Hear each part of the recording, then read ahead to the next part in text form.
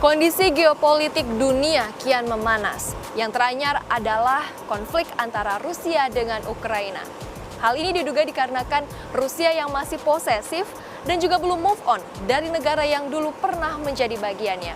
Terlebih dengan semakin mesranya hubungan antara Ukraina dengan negara adik kuasa Amerika Serikat.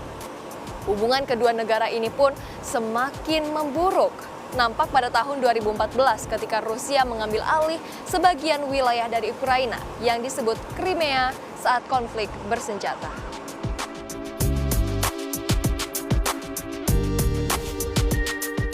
Sebagai upaya perlindungan dari Rusia yang semakin agresif, Ukraina mencoba untuk bergabung dengan NATO. Namun bukannya berhenti, Rusia malah semakin vokal dalam menentang tindakan yang diambil oleh Ukraina tersebut. Bahkan mengklaim bahwa tindakan yang diambil oleh Ukraina merupakan tindakan bermusuhan dengan Rusia. Putin telah berulang kali menegaskan bahwa saat ini sedang tidak mengancam negara manapun dan juga mengatakan atau membantah bahwa saat ini sedang berniat untuk menginvasi Ukraina.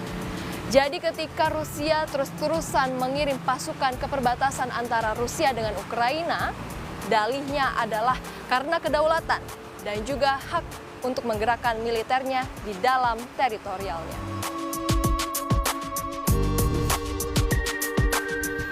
Salah seorang pejabat di lingkaran dalam pemerintahan Amerika Serikat membisikkan NBC News dan mengatakan bahwa Rusia siap mengerahkan kekuatan militernya sebesar 70% untuk menginvasi dalam skala besar kepada Ukraina.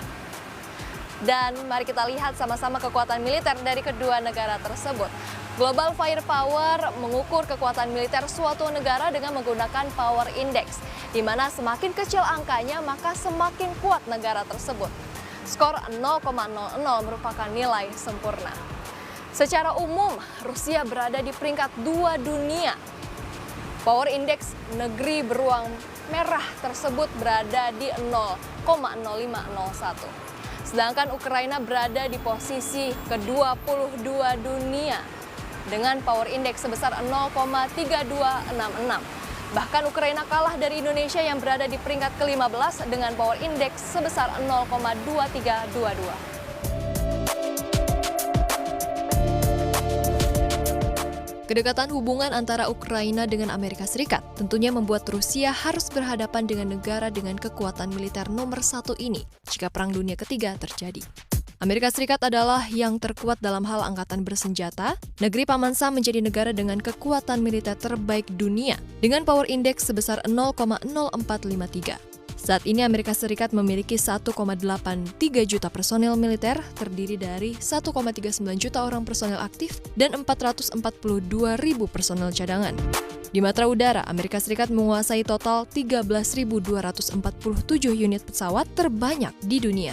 Dari jumlah tersebut, diantaranya terdapat 1.957 unit pesawat tempur, 982 unit pesawat angkut, dan 910 helikopter. Di matra darat, Amerika Serikat memiliki 6.612 unit tank. Kemudian ada 45.193 unit kendaraan lapis baja dan 1.366 unit peluncur roket. Di matra laut, Amerika Serikat memiliki 484 unit alat utama sistem persenjataan.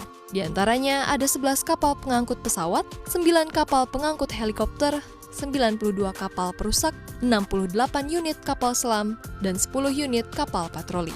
Sementara itu, total personel militer Rusia berjumlah 1,35 juta orang, terdiri dari 850.000 personel aktif dan 250.000 personel cadangan. Di matra udara, Rusia menguasai total 4.173 unit pesawat. Di antaranya terdapat 772 unit pesawat tempur, 445 unit pesawat angkut, dan 1.543 unit helikopter. Di matra darat, Rusia memiliki 12.420 unit tank, ditambah dengan 30.122 kendaraan lapis baja dan 3.391 unit pelontor roket. Di matra laut, total aset Rusia berjumlah 605, diantaranya terdapat 1 unit pengangkut pesawat, 15 unit kapal penghancur, dan 70 unit kapal selam, dan 59 unit kapal patrol.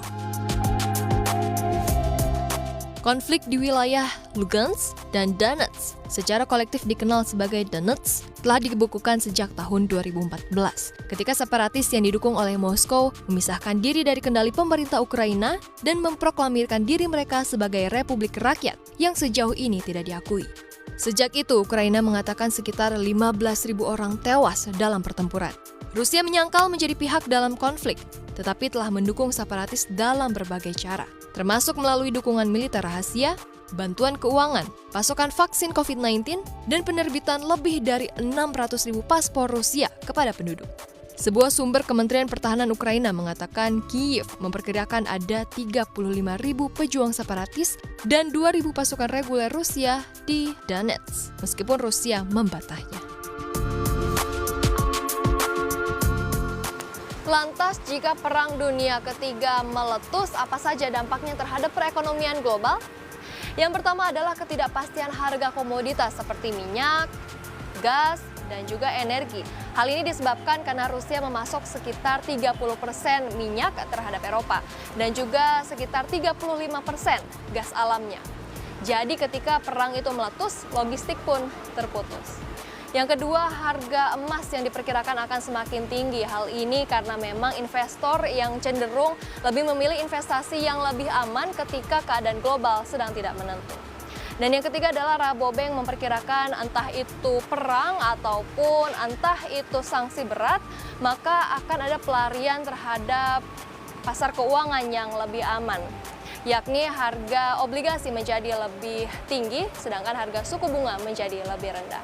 Mari kita sama-sama berharap bahwa Perang Dunia Ketiga tidak akan terjadi. Saya Bunga Cinka bersama dengan juru kamera Terry Vansdiba, CNBC Indonesia.